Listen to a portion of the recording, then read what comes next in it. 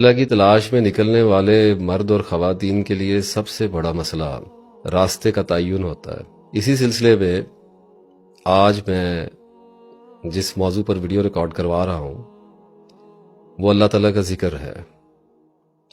اس پر بہت زیادہ کنفیوژنز بھی پائی جاتی ہیں اور اس کے بارے میں تحقیقی مواد دستیاب تو ہے، لیکن اعلیٰ پائے کا کانٹینٹ بہت کم دکھائی دیتا ہے۔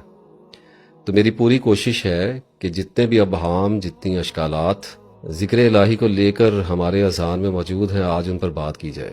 سب سے پہلے میں سورہ العنکبوت کی آیت 45 آپ کے سامنے پڑھنا چاہوں گا۔ اس آیت نے میری توجہ بہت عرصہ اپنی طرف کیے رکھی اور بہت تردد بھی آیا، لیکن پھر کشائش عطا کی گئی اور گرہ کھولی گئی۔ اعوذ باللہ من الشیطان الرجیم، بسم اللہ الرحمن الرحیم۔ جو کتاب آپ کی طرف وحی کی گئی ہے اسے پڑھیے اور نماز قائم کیجیے، بے شک نماز بے حیائی اور برے کاموں سے روکتی ہے، اور بے شک اللہ کا ذکر بہت بڑا ہے۔ تم جو کچھ کر رہے ہو اللہ اس سے خبردار ہے۔ اب عمومی طور پر میرے بھی ذہن میں یہی ایک کنسیپٹ راسخ تھا، ایک تصور تھا میرے ذہن میں بھی، کہ نماز سب سے بڑی عبادت ہے۔ لیکن عنکبوت کی آیت 45 جو بھی میں نے آپ کے سامنے پڑھی ہے، اس میں اللہ تعالیٰ نے فرمایا کہ بے شک نماز بے حیائی اور برے کاموں سے روکتی ہے، اور بے شک اللہ کا ذکر بہت بڑا ہے۔ اب میں اس سوال کی کھوج میں رہا کہ اللہ کا ذکر کیا ہر عبادت سے بڑا ہے؟ کیا نماز سے بھی بڑا ہے؟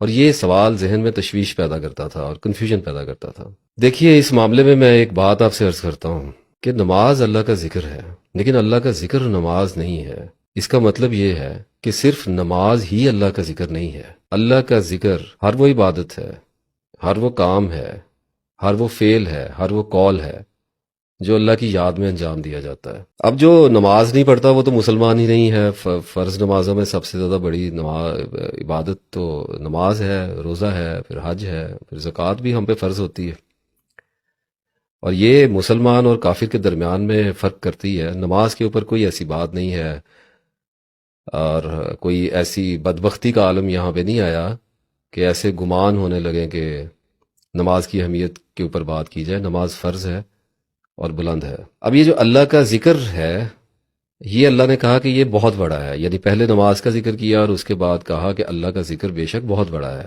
اب یہ جو سوال ہے کہ اللہ کا ذکر سب سے بڑا کیسے ہے سوری، اس کا جواب مجھے ایک اور سوال کے جواب میں ملا،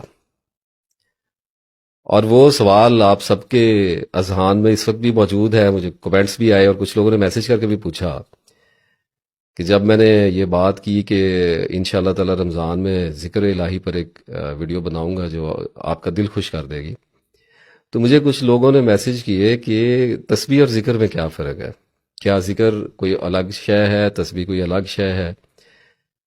تو مجھے انسان کو مختلف واقعات سے اپنے ماضی کے کچھ واقعات بھی یاد آیا کرتے ہیں، تو مجھے اپنے کچھ ماہ و سال ایسے یاد آئے جب میں اس سوال کی تلاش میں سرگرداں تھا، اور وہ جواب جو ہے اللہ کا ذکر سب سے بڑا کیسے ہے، اس کا جواب مجھے اس سوال میں ملا کہ تسبیح اور ذکر میں کیا فرق ہے۔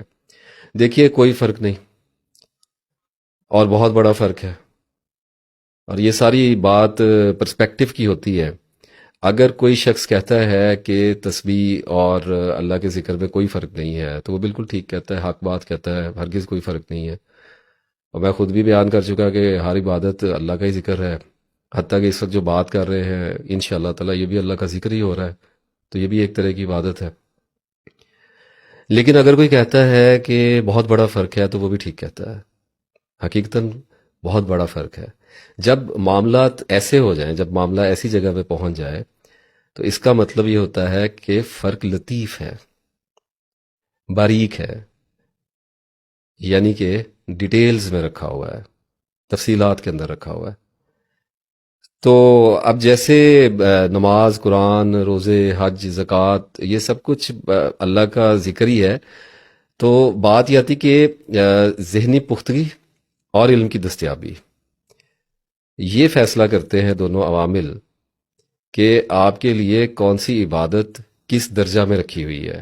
اس بات کی میں تھوڑی سی وضاحت کرتا چلوں کہ دیکھیے یہ جن بھی عبادات کا ابھی ہم ذکر کر رہے ہیں، یہ گنتی میں ہیں، شمار میں ہوتی ہیں، ان کو گنا جاتا ہے۔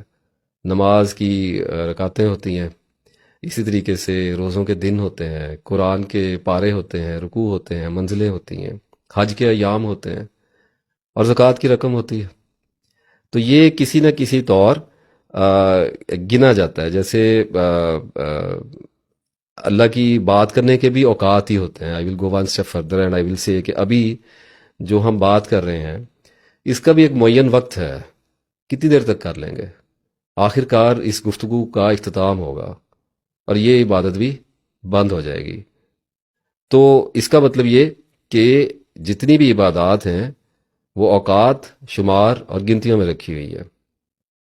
جب ہم اس رزلٹ تک پہنچتے ہیں تو ہمارے سامنے ایک بڑا عجیب سا معاملہ کھلتا ہے کہ جو اللہ کا ذکر ہے اس میں گنتی نہیں ہے، اس میں شمار نہیں کیا جاتا، اس میں ان گنت ہے، بے حد و حساب ہے، کیونکہ اللہ تعالیٰ کی عادت مبارکہ اور جو فطرت مبارک ہے وہ یہ ہے کہ اللہ گن کے بھی دیتا ہے اور اللہ بغیر گنے بھی دیتا ہے۔ اکثر میں بھی لوگوں سے یہ بات سنتا رہا اپنی تسبیح کرتے ہوئے، اور آپ لوگوں کو بھی یہ بہت سننا پڑا ہوگا، اور اگر جو تسبیح کرتے ہیں ان کو یہ سننی پڑتی ہے باتیں کہ گن کے اللہ کو کیوں یاد کرتے ہو، اللہ تو بغیر گنے دیتا ہے، بے شمار دیتا ہے، جب اس کا جی چاہے دیتا ہے۔ تو دیکھیے میں ایک بات آپ سے عرض کر دوں کہ اللہ تعالیٰ گن کے بھی دیتا ہے اور بغیر گنے بھی دیتا ہے۔ زندگی گنی ہوئی ہے، اولاد گنی ہوئی ہے، رزق گنا ہوا ہے، بہت سی چیزیں ہیں جو گنی ہوئی ہوتی ہیں۔ اسی طریقے سے اللہ تعالیٰ پھر بغیر گنے بھی دیتا ہے، اس کے دینے کے انداز ہیں، اسے پتہ ہے کہ اس نے گن کے کب دینا ہے، بغیر گنے ہوئے کیسے دینا ہے۔ اب اگر اولاد بغیر گنے دینا شروع کر دے تو سنبھالے گا کون؟ اسی طرح سے اگر روزی بغیر گنے دینا شروع کر دے تو ہر آدمی کہے گا کہ مجھے بھی دے دو، مجھے بھی دے دو، تو وہ تو معاملہ کنفیوژن میں چلا جاتا ہے۔ تو جہاں اللہ چونکہ سب کچھ جانتا ہے بے شک، تو اللہ کو پتہ ہے کہ کہاں اپنے بندوں کو گن کر دینا ہے، یعنی کوٹا دینا ہے، اور کہاں ان کو بغیر گنے اپنی عطا کی اور کرم کی بارش کرنی ہے ان پر۔ اسی طرح سے یہی معاملہ تسبیح کا اور ذکر کا بھی ہوتا ہے۔ تو جب بندہ یعنی ہم یہ کہہ سکتے ہیں کہ ذکر جو ہے وہ چونکہ ہر وقت ہے، اس میں گنتی شمار، اس میں اوقات نہیں ہوتے، تو وہ وقت کی قید سے آزاد ہے، یعنی کہ ٹائم لیس ہے۔ ذکر پر وقت نہیں گزرتا، یہ ہر وقت جاری رہتا ہے۔